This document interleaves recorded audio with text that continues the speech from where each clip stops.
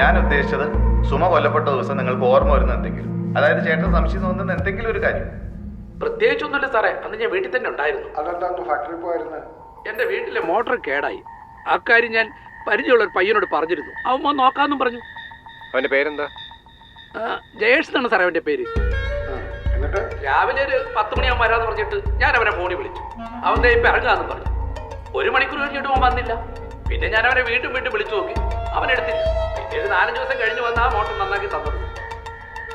പിന്നെ ഞാനിപ്പോൾ പ്രത്യേകം ഓർത്തിരിക്കാൻ കാര്യം എന്താണെന്ന് ചോദിച്ചാൽ, അപ്പം ഞാൻ അവനോട് ചോദിച്ചു, നീ എന്ന് ഫോൺ വിളിച്ചിട്ട് എടുക്കാത്ത എന്തായിരുന്നു എന്ന്. അന്നേരം അവൻ പറഞ്ഞു അവൻ എറണാകുളം വരെ അത്യാവശ്യമായിട്ട് പോകേണ്ടതുകൊണ്ട് പറ്റിയതാണ്. പക്ഷേ പറഞ്ഞതിലൊരു സംശയമുണ്ട് സാറേ, എന്തോ ഒരു വിശ്വാസക്കുറവ് പോലെ. തോമസ് ചേട്ടന്റെ വീട്ടിലേക്കുള്ള വഴിയിലല്ലേ സുമയുടെ വീട്? ഒരു 1/2 കിലോമീറ്റർ ദൂരം വരും. പുള്ളി പറഞ്ഞു കേട്ടില്ലേ? എന്താ നിനക്ക് പറയാനുള്ളത്? സാറേ, ഞാൻ അങ്ങനെ തന്നെ ചെല്ലാനൊന്നും പറഞ്ഞിട്ടില്ല. അങ്ങേർക്ക് 10-60 വയസ്സ് കഴിഞ്ഞു. വെറുതെ ഓർമ്മയില്ലാതെ ഓരോന്ന് വിളിച്ച് പറയാൻ. എന്നോട് അങ്ങേര് മോട്ടോർ നോക്കാൻ ചെല്ലണമെന്ന് പറഞ്ഞിരുന്നു. അതും പറഞ്ഞു ഒരു ദിവസം രാവിലെ തൊട്ട് അയാൾ വിളിച്ചുകൊണ്ടേയിരുന്നു. ഞാൻ മനഃപൂർവ്വം ഫോൺ എടുക്കാതിരുന്നതാണ്. അല്ലാണ്ട് അങ്ങേര് പറയുന്നത് പോലല്ല സാറേ കാര്യങ്ങൾ. നീ എന്തിനാ കൊച്ചിക്ക് പോയത്? കുറച്ച് സ്പെയർ പാർട്സ് വാങ്ങാൻ പോയതാ. അപ്പോൾ നീ പറയുന്നത് തോമസ് ഏട്ടന് ഓർമ്മക്കുറവുണ്ടെന്നാ, ഇല്ലയോ? അതെ സാറേ. ഓർമ്മക്കുറവെങ്കിൽ ഓർമ്മക്കുറവ്. നിന്റെ ബൈക്കിന്റെ കളർ എന്താ എനിക്ക് ഓർമ്മയുണ്ട്? ബ്ലാക്ക് കളറാണ്. നിന്റെ ബൈക്കിൻ്റെ ഫോട്ടോ മൊബൈലിലെങ്ങാനും ഉണ്ടോ? ഫോണിലെ ചിലപ്പോൾ കാണും സാർ. എന്താടാ നോക്കി ഡ്രസ് എടുത്തിട്ട് എണീക്കട. ഗോവ ബൈക്ക് മുമ്പ് ജയേഷ് ഉപയോഗിച്ചിരുന്ന ബൈക്കാണ്. നിങ്ങളൊരു കാര്യം കൂടെ ചെയ്യണം. ഹബീബില് കൂടെ. ആ, ഹബീബ് സാർ എൻ്റെ കൂടെ ഉണ്ട്. കൊടുത്തേ. ആ, ഞാൻ കൊടുക്കാം. സാർ, ഹബീബേ, ഞാൻ അയച്ച ബൈക്കിന്റെ ഫോട്ടോ നിങ്ങൾ ഇപ്പൊ തന്നെ പത്രക്കാരൻ സുരേന്ദ്രനെ കാണിക്കണം. സാർ, അയാൾ അവിടെ കണ്ട ബൈക്ക് ഇത് തന്നെയാണെന്ന് ചോദിക്കണം.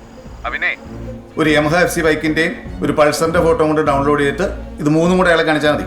അല്ലാണ്ട് ജയേഷിന്റെ ബൈക്കിന്റെ മാത്രം അയാളെ കാണിക്കണ്ട. മനസ്സിലായോ? ഓക്കെ സാർ, ഇപ്പം തന്നെ പോകാം സാർ. എന്നാ ശരി.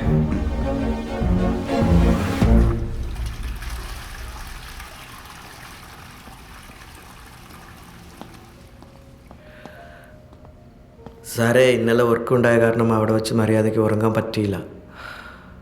ആകെ വയ്യാണ്ടായി. ഒരു 10 മിനിറ്റ് കണ്ണടിച്ചോട്ടെ. എടാ, ഓടുന്നവനും ഓടിക്കുന്നവനും ഒരുപോലെ തന്നെയാകരുത്. അത് നീ മനസ്സിലാക്കണം. സാറേ, ഇവന് ഉറങ്ങണമെന്ന്. ആണോ?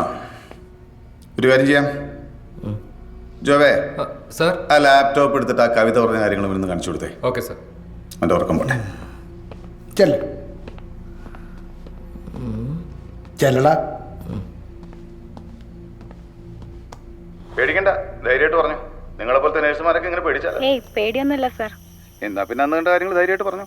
അന്ന് ഞാൻ ഡ്യൂട്ടി കഴിഞ്ഞ് ബസ് ഇറങ്ങി നടന്ന് വീട്ടിലേക്ക് വരികയായിരുന്നു. ഡ്യൂട്ടി കഴിഞ്ഞെന്ന് പറയുമ്പോൾ എത്ര മണിയായിട്ടുണ്ടാവും? ഏകദേശം ഒരു 1 മണി കഴിഞ്ഞ് 1:30 ആയിട്ടുണ്ടാവും. എന്നിട്ട് ഞാൻ വീട്ടിലേക്ക് നടന്നു വരുമ്പോൾ പുറകിൽ നിന്നൊരു ബൈക്കിന്റെ ശബ്ദം കേട്ടാണ് തിരിഞ്ഞു നോക്കിയത്.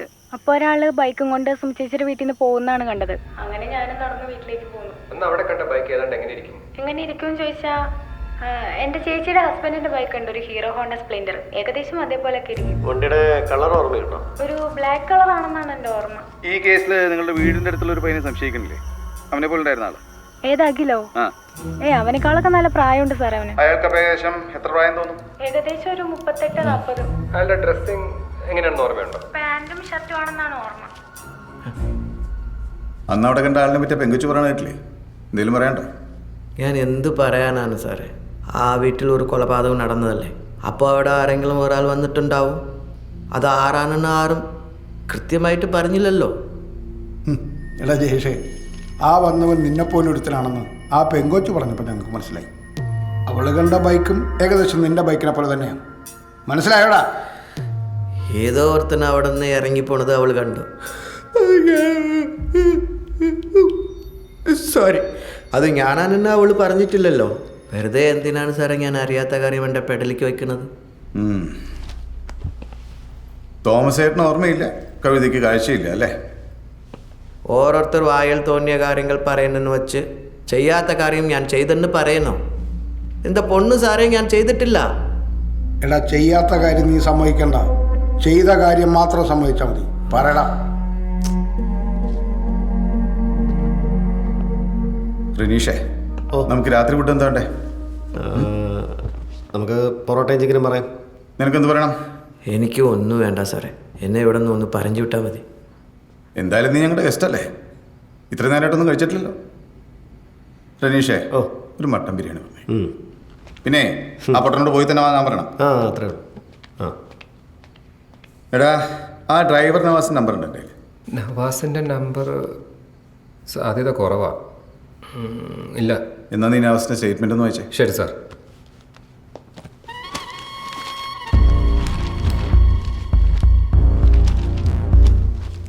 സുമ ചേച്ചി കൊല്ലപ്പെട്ട ദിവസം രാവിലെ ഞാൻ പഞ്ചായത്ത് ഓഫീസിലേക്ക് ഒരു ഓട്ടം പോകുമ്പോൾ സുമ ചേച്ചിയുടെ വീടിന് മുന്നിൽ എത്തിയ സമയം ഒരാൾ സുമ ചേച്ചിയോട് സംസാരിച്ച് നിൽക്കുന്നത് ഞാൻ കണ്ടിരുന്നു. അയാൾ പാൻറ്റും ഷർട്ടുമാണ് ഇട്ടിരുന്നതെന്നാണ് എൻ്റെ ഓർമ്മ. അപ്പോൾ സമയം ഏകദേശം 11 മണിയായി കാണും. ആരാണ് ആ കൊലപാതകം ചെയ്തതെന്ന് എനിക്കറിയില്ല. ഞാൻ രാവിലെ പോകുമ്പോൾ സുമ ചേച്ചിയോട് സംസാരിച്ചുകൊണ്ടിരുന്ന ആളെ എനിക്ക് സംശയമുണ്ട്. ജയേഷേ, ഈ കേസിൽ നവാസിൻ്റെ സംശയം ശരിയായിരിക്കും തെറ്റായിരിക്കും? ഓരോരുത്തർക്കും ഓരോരോ സംശയങ്ങളല്ലേ സാറേ. ചിലത് തെറ്റായിരിക്കും, ചിലത് ശരിയായിരിക്കും. അതിനെങ്കിലല്ലേ തെളിയിക്കേണ്ടത്. ശരിയാടാ, ഞങ്ങൾ ഈ പോലീസുകാർക്ക് സാധാരണക്കാർക്കില്ല, സംശയത്തിന് കൂടുതലാണ്. അതുകൊണ്ടാണ് ഞങ്ങൾ നിന്നോട് ഇങ്ങനെ ചോദിച്ചുകൊണ്ടിരിക്കുന്നത്. അപ്പം നിനക്ക് ഞങ്ങളെക്കാൾ വലിയ സംശയം അതെന്താടാ?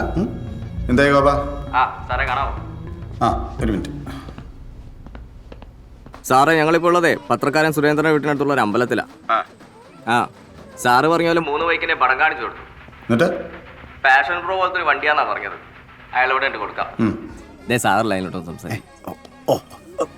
നമസ്കാരം സാറേ. എടോ, കൊലപാതകം നടന്ന ദിവസം താൻ അവിടെ ചെന്നപ്പോൾ ഒരു ബൈക്ക് കണ്ടു എന്ന് പറഞ്ഞില്ലേ? ആ, അതൊന്നും കൂടെ ഒന്ന് ക്ലിയർ ആയിട്ട് പറഞ്ഞേ. അന്ന് ഞാനേ പത്രത്തിൻ്റെ പൈസ സുമ തരാനുള്ളത് കൊണ്ട് അത് വാങ്ങാൻ വേണ്ടിയിട്ടാണ് അങ്ങോട്ട് പോയത്. അവിടെ ചെന്നിട്ട് ഞാനൊരു 4 പ്രാവശ്യം കോളിംഗ് ബെല്ലടിച്ചു. എന്നിട്ട് അനക്കൊന്നും കണ്ടില്ല. കഥ കാണുന്നുണ്ടെങ്കിൽ അടച്ചു വിട്ടിരിക്കുന്നു. അപ്പോഴാണ് ഞാൻ അവിടെ ഒരു ബൈക്ക് ഇരിക്കുന്നത് ശ്രദ്ധിച്ചത്. പിന്നെ പടിയിലൊരു ചെരുപ്പുണ്ടായിരുന്നു. ആണുങ്ങളുടെ ചെരുപ്പായിരുന്നു അത്. എന്നിട്ട് ഞങ്ങൾ നാട്ടിൻപുറത്തുകാരായിരുന്നുകൊണ്ട് ഈ ചെറിയൊരു സംശയം. ഏത് ഞാനവിടെയൊക്കെ ഒന്ന് നോക്കി, പക്ഷെ ആളനക്കൊന്നും കണ്ടില്ല. അങ്ങനെ ഞാൻ പിന്നെ തിരിച്ച് വീട്ടിലേക്ക് ഇങ്ങ് വന്നു. അവിടെ കിടന്നു എന്ന് പറയുന്ന ചെരുപ്പില്ലേ, അതെങ്ങനെയുള്ളായിരുന്നു? അത് ഈ പുറകില് വള്ളിയൊക്കെ ഉള്ള ആണുങ്ങളിടുന്ന ചെരുപ്പില്ലേ സാറേ, വലിച്ചൊട്ടിക്കുന്നേ. പിന്നെ അവിടെ കണ്ട ബൈക്കിന് എന്തെങ്കിലും പ്രത്യേകത ഉണ്ടായിരുന്നോ? അതൊരു കറുത്ത കളറിന്റെ ബൈക്കാ സാറേ. ഇപ്പൊ ഈ ഗോപൻ സാറ് കാണിച്ച ബൈക്കില്ലേ, ഏതാണ്ട് അങ്ങനെയുള്ളൊരു ബൈക്കാ സാറേ. എങ്ങനെയെങ്കിലും ഈ പ്രതിയെ പിടിക്കണം സാറേ. ഞങ്ങൾ ഈ നാട്ടുകാരാണ് ഇതിനകത്ത് കിടന്ന് ബുദ്ധിമുട്ടുന്നത് ഈ പോലീസുകാരെ കൊണ്ട്. ഞാനീ ആ ദിവസം പത്രത്തിന്റെ പൈസ വാങ്ങാൻ ആ സമയത്ത് പോയി എന്നുള്ളതാണ് എന്റെ മേലുള്ള സംശയം സാറേ. എങ്ങനെയെങ്കിലും അവനെ പിടിക്കണം സാറേ.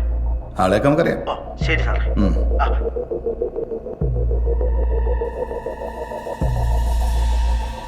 പത്രക്കാരൻ സുരേന്ദ്രൻ കണ്ട ഒരു ബാക്ക് സ്ട്രാപ്പ് ചെരുപ്പും ഒരു ബ്ലാക്ക് പാഷൻ പ്രോ ബൈക്കുമാണ്. നിന്നെ ഇതിൽ നിന്ന് ഒഴിവാക്കാൻ നോക്കുമ്പോൾ നീ വീട്ട് കയറി വരികയാണല്ലോ. അതെന്താ സാറേ? നമ്മനെ ഈ പെട്ടെന്ന് തോന്നുമ്പോൾ ബുദ്ധിയുള്ളവർ ചെയ്യുന്നത് എന്താണെന്നറിയോ? സത്യം പറഞ്ഞങ്ങ് രക്ഷപ്പെടാൻ നോക്കും. നീ അധികം ബലം പിടിക്കണ്ട. ഞാനങ്ങനെ പെറ്റൂന്നാണ് സാരി പറയുന്നത്. നാട്ടിൽ എത്രയോ ആൾക്കാർക്ക് കറുത്ത ബൈക്കും ബാക്ക് സ്ട്രാപ്പ് ചെരുപ്പുമുണ്ട്. അതൊക്കെ എനിക്കുണ്ടെന്ന് പറഞ്ഞ് ഞാൻ ഈ കൊലക്കുത്തം ഏറ്റെടുക്കണം? നമ്മുടെ മടിയിൽ കനമുണ്ടെങ്കിൽ നമ്മൾ പേടിക്കേണ്ട കാര്യമുള്ളൂ. കനവില്ലേ പേടിക്കേണ്ട കാര്യമൊന്നുമില്ല.